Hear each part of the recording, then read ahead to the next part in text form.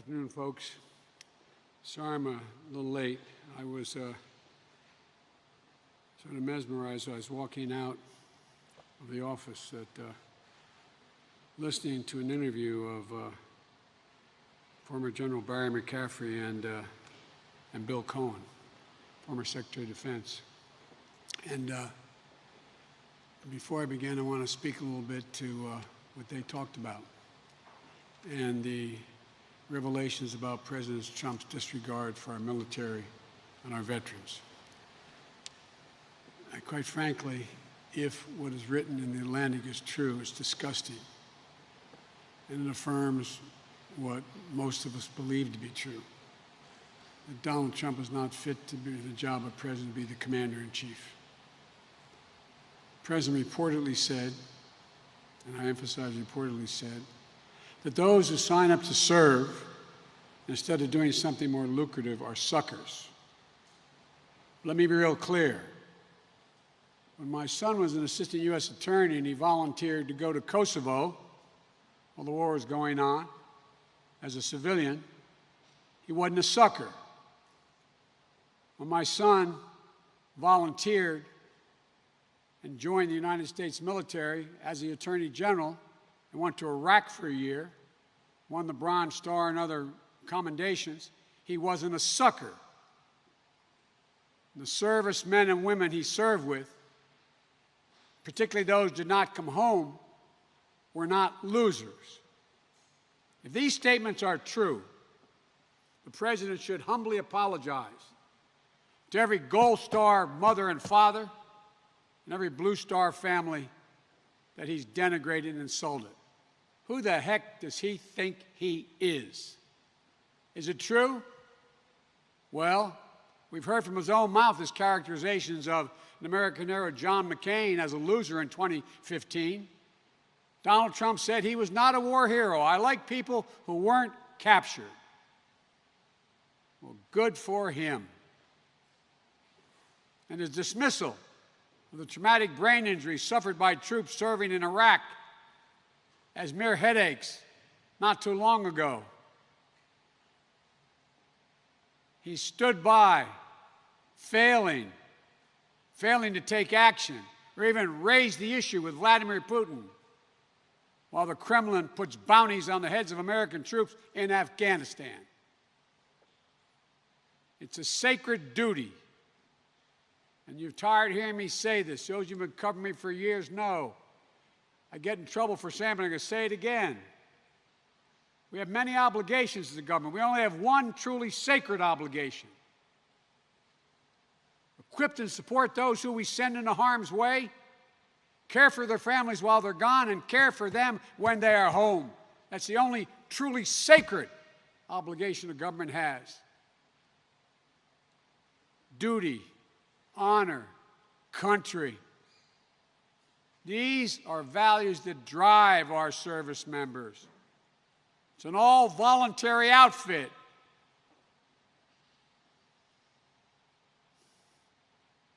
President Trump has demonstrated he has no sense of service, no loyalty to any cause other than himself. And if I have the honor of being the next commander-in-chief, I will ensure that our American heroes know I'll have their backs, honor their sacrifice, and those who've been injured will be in military parades.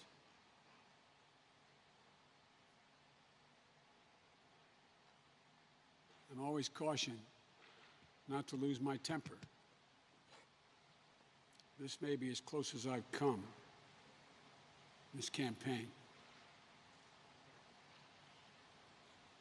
It's just a marker of how deeply President Trump and I disagree about the role of the President of the United States of America.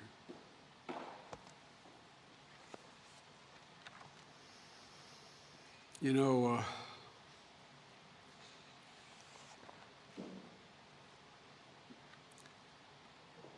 the August jobs report came out this morning. And I'm grateful for everyone who found work again and found a glimmer of hope that brings them back from the edge. but there is real cause for concern as well. The pace of the job gains in August was slower than July, significantly slower than in May and June. More and more temporary layoffs are turning into permanent layoffs. 28 million people have filed for unemployment.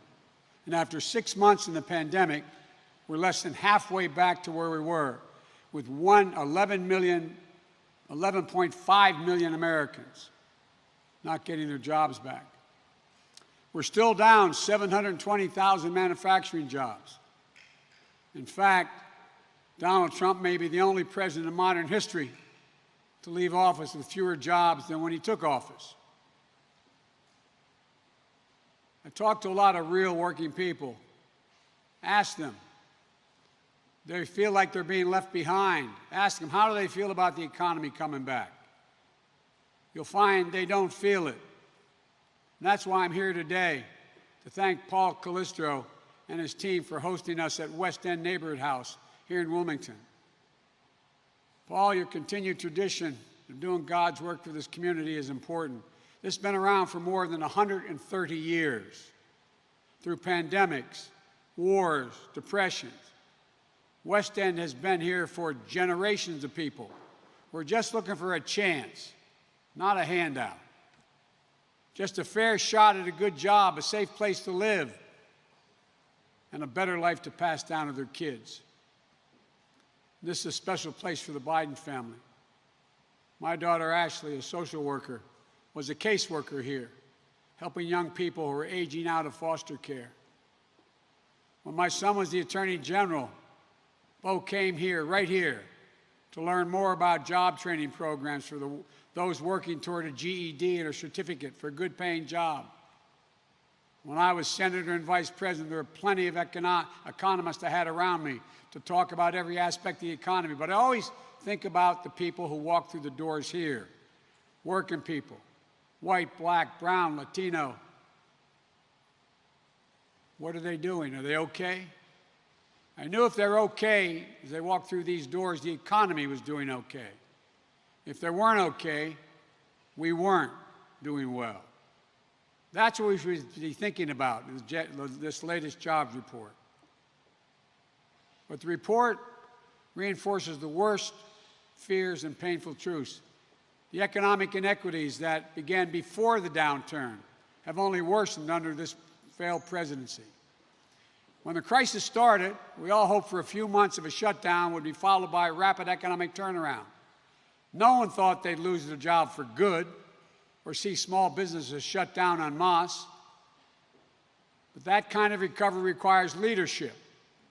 Leadership we didn't have and still don't have. And as a result, economists are starting to call this recession a K-shaped recession, which is a fancy phrase for what's wrong with everything about Trump's presidency. The K means those at the top are seeing things go up, and those in the middle and below are seeing things go down and get worse. It's no surprise because at root of this is the fact that Trump has mismanaged the COVID crisis, and that's why it's a K-shaped pandemic. First, the president's chaotic mismanagement of the pandemic is still holding us back. Compared to other major industrial countries in Europe and Asia, during the pandemic, our unemployment rate is still more than double, while other nations have only gone up by half. Why? Because the president has botched the COVID response, botched it badly. I've said from the beginning, we can't deal with an economic crisis until you beat the pandemic.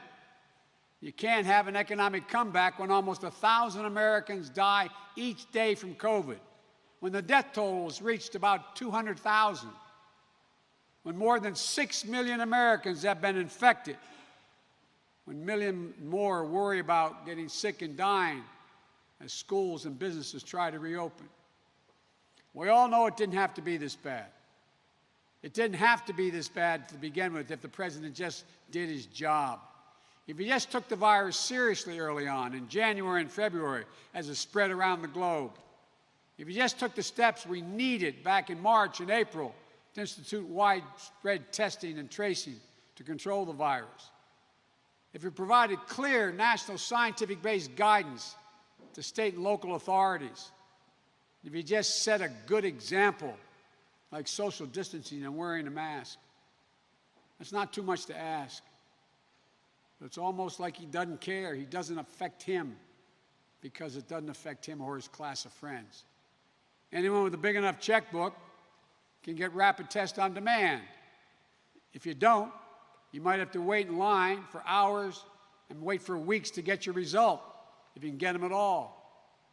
If you have the kind of job where you can work from a laptop at home, remotely, risking getting COVID is very small at work. This job report shows that 37 million people reported teleworking in August. But if you work in an assembly line, or checkout counter, or a meatpacking plant, or drive a truck, or deliver packages, you're at much greater risk. And the job report shows that more than 27 million workers reported that they couldn't work or lost hours because their employer had to close or lost business due to the pandemic. If you can hire a private tutor or have a live-in child care, you can balance being a parent and remote schooling. If you can't, you have to do your job and be a teacher all at once. Jill and I have held briefings on reopening of school safety 2 days ago, asking the question as we hear so many parents call and ask us, educators as well, who feel like they're in an impossible situation. What are they supposed to do with our children when the president has made it so hard for schools to reopen safely? What's the alternative when it's devastating to keep them isolated from their friends and their support systems? I also said earlier this week, to the shock of many, that we lost more cops this year to COVID than on patrol. It's a reminder how an already dangerous job, law enforcement, has gotten more dangerous because of Trump's mismanagement. What may be just as shocking is many other jobs have also become dangerous due to COVID. Being a healthcare worker is now more dangerous than ever. We've lost hundreds of them this year because they weren't protected from COVID on the job. Being a meat packer is more dangerous than ever. So many have died due to getting COVID at work. Work for waitresses and waiters and transit workers all have become more dangerous, with so many dying of COVID. Ladies and gentlemen, no matter what he says or what he claims, you are not safer in Donald Trump's America. You're not safe in Donald Trump's America, where people are dying at a rate last seen when Americans were fighting in World War II. Donald Trump's malpractice during this pandemic has made being a working American a life or death work. And while there's a disproportionate impact on Black, Latino, and Asian Americans and Native Americans' working class communities, white working class communities are being hit hard as well. Opioid deaths, for example, are up during the pandemic, another crisis that Trump continues to all but ignore. In the meantime, Trump and his friends have strong views about what the rest of America should do. Quote, cut unemployment benefits to force people to go back to their jobs, end of quote. Defund Social Security and eliminate Obamacare in the middle of a pandemic, end of quote. Reopen public schools without resources or guidance. Reopen Main Street business without protection for workers so corporations can continue to soar. This is their plan? Second, and similarly, the economic pain remains unrelenting for millions of working people of every race and background who aren't getting relief they need. Meanwhile, both are doing just fine, some better than ever. This divergence in fortunes is unique to any recession in recent memory. And the painful truth is, we just have a president who just doesn't see it. He doesn't feel it. He doesn't understand. He just doesn't care. He thinks if the stock market is up, then everything's fine. If his wealthy friends and donors are doing well, then everything's doing well. If corporations see their valuations rising, then they must be hiring. But the best economists know what I know. I've learned growing up in Scranton and Claymont, Delaware, up the road, places where folks aren't invested in the market like wealthy Americans. A measure of our economic success is the quality of life of the American people. And if your stocks soar as families teeter on the brink of hunger and homelessness, and our president calls that success, what does that say about what he values? When you see the world in such a narrow prism, it's no wonder he doesn't see nearly 30 million Americans on unemployment. 1 in 6 small businesses that are closed right now. He doesn't understand what life is like for people walking by their boarded-up shops. Educators afraid that doing their job, that job they love, will bring the virus home to the people they love. Or a parent searching for health insurance now that the furlough has turned into a layoff. It's no wonder he doesn't see the single mom forced to wait in a 3-hour food line. So for the first time in her life, so she can feed her family, because she's now part of the 1 in 6 households with children that don't have enough to eat. He wants us to believe that we're doing better, to keep it up and not notice that this remains the worst economic situation since the Great Depression. And our country faced a historic divergence in our way of life. Which gets me to my third and final point, and what the American people really need to understand. All the pain and suffering stems from President Trump's failure to lead, his sheer inability and unwillingness to bring people together. He likes to sign executive orders, actions for photo ops, but they're ill-conceived and could do more harm than good. He says protecting renters from eviction. That's what he's doing. But he's not giving them any support to pay the rent when it comes due. Millions of Americans will only be left with the terrible choice between eviction and living in the streets, or paying back rent they simply don't have, when there was an answer offered and rejected. He says he's continuing to provide enhanced unemployment insurance payments, but he cut the amount that everyone on it will receive, leaves them on the edge when it runs out in a few weeks or sooner. He should be doing his job of calling congressional leaders together immediately to get a deal and deliver real results for the American people. This is the first president in the middle of a crisis I've never seen has called Congress into the Oval Office. If I were president, that's what I'd do, and I'd get it done like previous presidents. Rentals, food, unemployment assistance, tens of millions struggling Americans, student loan relief, small business support, and aid to schools and state governments that are going bankrupt. And as long as this pandemic and the accompanying economic catastrophe persist, no one should have their water or power cut off because they can't afford to pay the bill. Bottom line, Mr. President, do your job. Get off your golf course and out of the sand bunker. Call the leaders together in the Oval Office. Sit with them and make a deal. Make a deal that delivers for working Americans and eases their anxiety and pain. In July, I laid out my Build Back Better plan for an economy that works for everyone. Over the next 3 weeks, I'll be laying out the sharp contrast my plan has with the president's non-plans.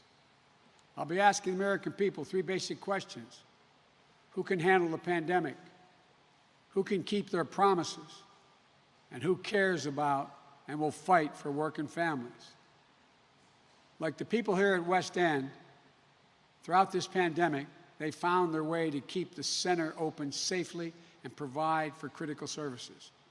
No one here has been laid off. They adjusted their spaces for social distancing. They started a lending program to help local businesses, hair salons, and other small businesses. They continued their child care services, which is critical for so many working families. By pure courage, heart, and grit, they never give up and they never give in as they pursue the full promise for America. That's the story of the people of this community and this country. That's who we are. Give ordinary Americans just half a chance, and they never let the country down. They'll do extraordinary things. They'll never let us down, unlike the current president. And unlike the current president, I won't let you down either. That's what this election is about. Helping people unite, get together, move this country back in the direction that we can be. There's nothing beyond our capacity. Nothing. If we just do it together. I thank you all, and I now take your questions. I guess, are you calling on people, or how am I don't have a list, so you go ahead and call.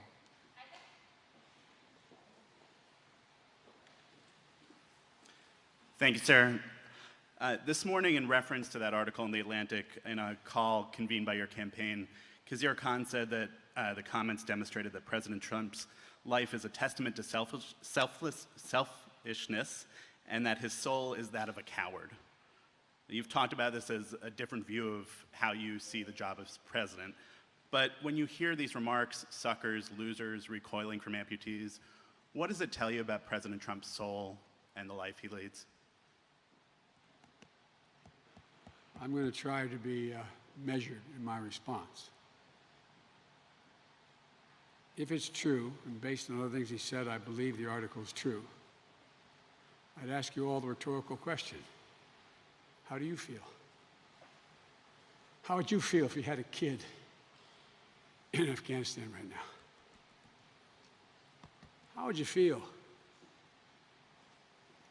if you lost a son, daughter, husband, wife? How would you feel, for real? I know that's not your job to express that feeling, but you know. You know in your heart, you know in your gut. It's deplorable. It's deplorable.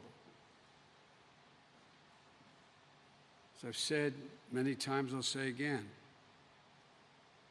these folks are the backbone of America.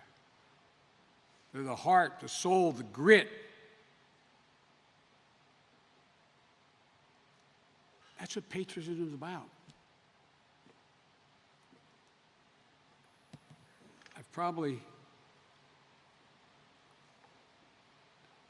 I've just never been as disappointed in my whole career with a leader that I've worked with, president or otherwise, that if the article is true, and it appears to be based on other things he said, it is absolutely damnable. It is a disgrace. Sesky, on a somewhat related topic, what would you say to the supporters of the QAnon, the people who believe in that conspiracy, what they think is true about America, that there's sex trafficking and a conspiracy against President Trump, and what would you say to President Trump for not rejecting that conspiracy and the people who believe in it? I've been a big supporter of mental health. I'd recommend that people who believe it maybe should take advantage while it still exists in the Affordable Care Act. It's bizarre, totally bizarre. And now, have you guys found that plane load of people in uniforms and weapons and flying around? I mean, you know, have you found them yet?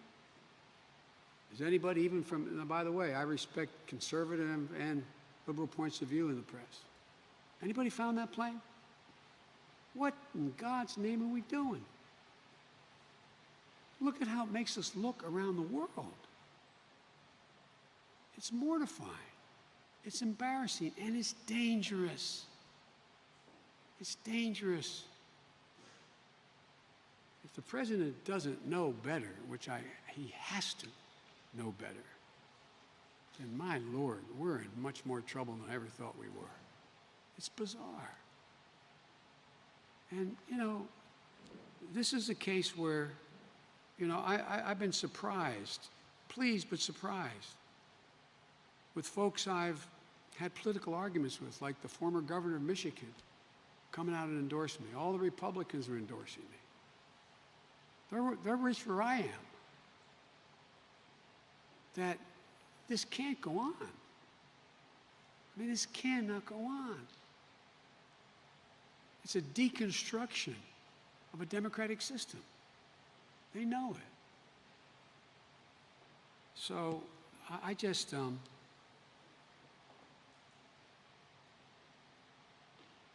I'll conclude with what you heard me say many times before. The words of a president matter, even a lousy president. It gives succor, it gives encouragement to people who are spouting irrational views that no one has even close to ever presuming or showing ever existed. And it's done for a simple reason. From the very beginning, he's understood the only way he could win the first time and can win this time is he fundamentally divides the nation. Puts the nation, divides us so we're at each other's throats. That's not who we are. That's not who we are. Thank you, sir.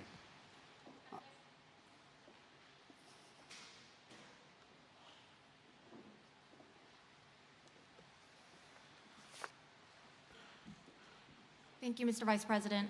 Last night, President Trump mocked you for wearing a mask and said that this is a sign that you must have some, quote, big issues. He says this even though he knows that, according to scientists and public health officials, wearing masks saves lives.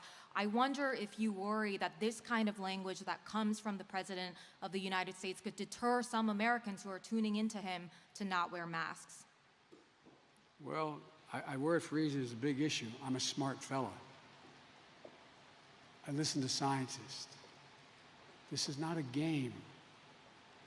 Life and death. Life and death. The reports that we're going to have, maybe, there's some reports say another 100,000 dead, as many as 100,000 dead, more by the end of the year. I mean, I don't get it. I mean, I just, anyway, it's hard to respond to something so idiotic. Okay. Before my second question, just quickly, have you been tested now for COVID-19? Yes, I have. How many times? I've been tested once with the deep test, and I'm going to continue to be testing on a regular basis. Could I just ask quickly about Attorney General William Barr saying on CNN this week, he said that his assessment right now is that China poses the most aggressive threat to U.S. elections, even more than Iran or Russia.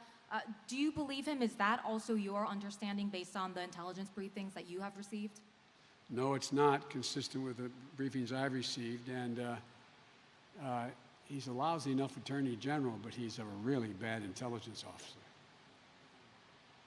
It's not consistent because you believe. Because I believe what I've been told, and you all know it. I mean, look, it's you even have outfits like Facebook taking some. Look, it's just there are a lot of countries around the world I think would be happy to see our elections destabilized. But the one who's working the hardest, most consistently, and never has let up is Russia. And again, it's unfair to say to you guys, but ask yourself the rhetorical question. What is he so afraid of Vladimir Putin about? I mean, what's the problem? I mean, nothing. Nothing. It's almost obsequious.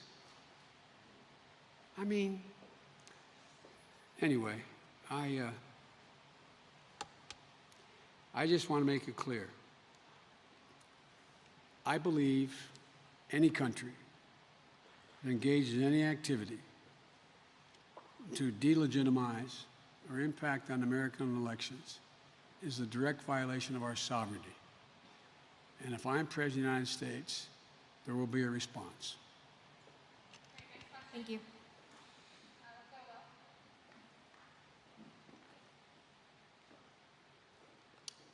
Sir, it's been a couple of weeks now since you announced Senator Harris as your running mate, and we haven't seen her out very much, including yesterday in Kenosha. Why is that, and what role do you see her playing in the final 2 She's months? been on the road. She's out herself. The role is that, just like when Barack and I campaigned, we tried to cover as much territory as we could, and both of us out campaigning. She is an incredibly competent candidate. She is doing a great job. There will be times when we're together, but there's a lot of territory to cover.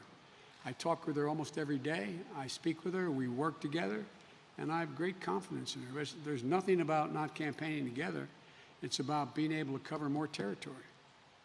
And just as a second question, do you know when you will have another COVID test? Do you have any plan, any future testing coming up? Well, what they're doing is they're going to do it on a regular basis because everyone on my service detail and people who come into the house with me, they're all tested. So I just, yes, sir, show up and put my head back, when they tell me. You don't know when it'll be? The next one? Pardon me? You don't know when the next one will be? I imagine it'll be sometime this week. I just don't know. But it'll be a regular basis. Thank you.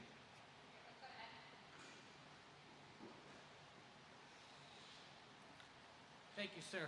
Let me ask you about another thing the president said last night. He once again suggested to his supporters that they should consider voting twice if they're in one of those states that can allow you to request an absentee ballot. Say, fill that out and then go try voting again in person. State officials have said it's a felony in some cases. Just curious what you make of it. It is. It is a felony. It's a felony here in the state of Delaware. Look, I mean, how many times does this president have to suggest things and say things where you all don't just write, he's a fraud? Not an opinion. He wanted to, maybe we should delay the election. Maybe we should, write-in ballots are fraudulent, not a single bit of evidence. It just is, and I think it's all designed to create so much chaos that no matter what the outcome of the election is, that it's thrown up in the air.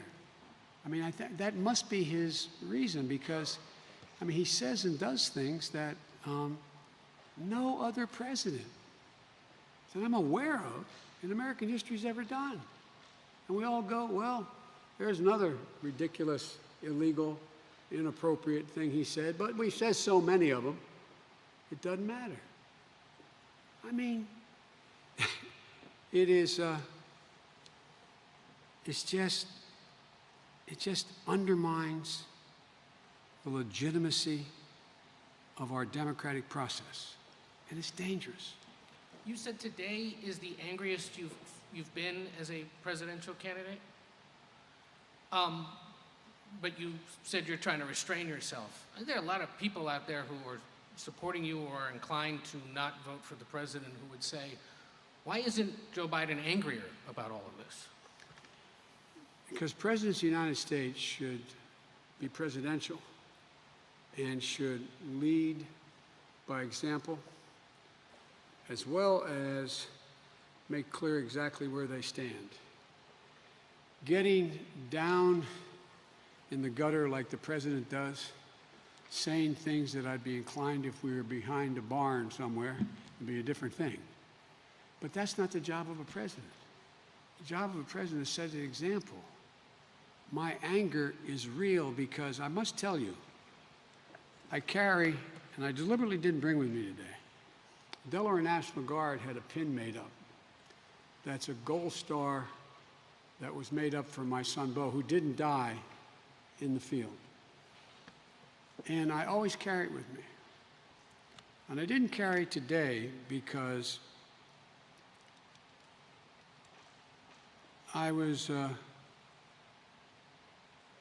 worried that if I focused too much on it, that I would engage in some of the kind of language the president has used. But I just think it is sick. It is deplorable. It is so un-American. It is so unpatriotic. And then watching him this morning, while I was shaving and the TV on, talking about he never said anything like that. He honored John McCain. He's the reason why flags were flown at half-mast. Oh, wasn't that noble of him? He's the same guy that when the ship went into harbor, he made sure the USS McCain was covered. You couldn't see it. He's the same guy that denigrated John. He's the same guy who did a similar thing the way he talked about George H.W. Bush, who was shot down in the Pacific. I mean, but he just stands there. It's almost pathological. I've never said anything like that. No one's been better to the military. I've just got to focus on what has to be done, not what he did, what I do from here, what gets done from here. Thank you, sir. Thank you, Mr. Vice President. If I could follow up on Ed's question about voting. We know the president has been attacking mail-in voting. He's even now suggesting his supporters vote twice. We also know that Russia has been trying to sow doubt about this system. Are you concerned at all that this messaging may be working, that your supporters may give up on voting by mail because they're concerned that it may be rigged?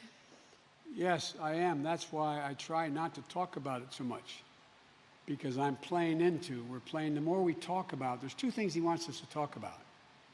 Is the election legitimate? And the whole country's up in flames. Everything's burning. Law and order.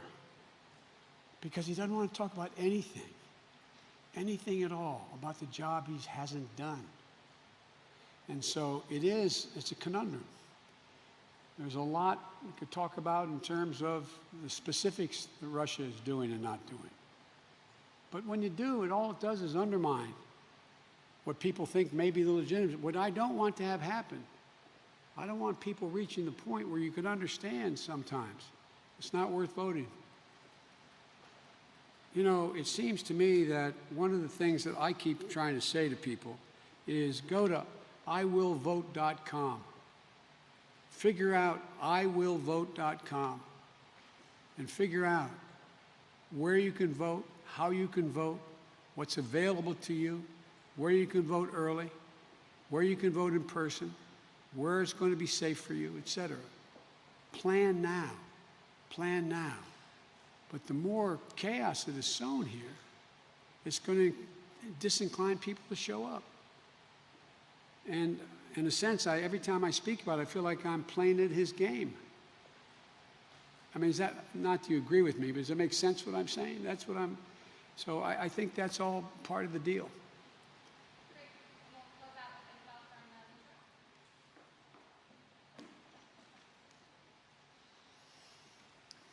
Thank you, Mr. Vice President. Going back to the jobless report from this morning, you had acknowledged that less than half of the 22 million jobs that were lost this spring because of the pandemic have been recovered. What do you think the 1.4 million added back in August says about just the general direction of the economy? I think any job added back is positive. I think it matters to the people who got that job back. You know, maybe you all were raised in households like I was, where the mom or dad was losing a job because of the economy or what's going on in your community. You could feel the tension, unease in the household, just everything, you know, worrying about whether you can provide for your family. And along the way, also, look at the people who you've got, you know, a couple million people out there, close to, who are part-time workers who still can't make it, but are listed as employed. And a lot of them also are in the process of wondering whether or not, I mean, there are a lot of people lined up in food lines. They're the people, many of them, who have lost their health care, their health care provided by their employer. They're the same people who are out there worrying, if this president is able to win in court and wipe out the entire Affordable Care Act and all the 100 million people with pre-existing conditions won't be able to get insurance even if they had the money. And I mean, it's just the anxiety is enormous, is enormous. And look, again, I'm not being solicitous. Among the brightest people I've dealt with my whole career have been the press. Not a joke. You're all extremely well educated, you're well read, you have significant backgrounds, and the vast majority have tried to report the news, not just opinion. But I can't believe that you don't feel the same, not Democrat, Republican, okay? You don't feel the same anxiety because you got a brother or a sister, a mother, a father, a son or a daughter who's going through what you're not, what we're not. We have jobs. Well, I don't have a job now, but we have jobs. And so it's a real concern. And I just think that this has moved beyond Democrat, Republican. I think it's moved to trying to put this country back together again so we can move.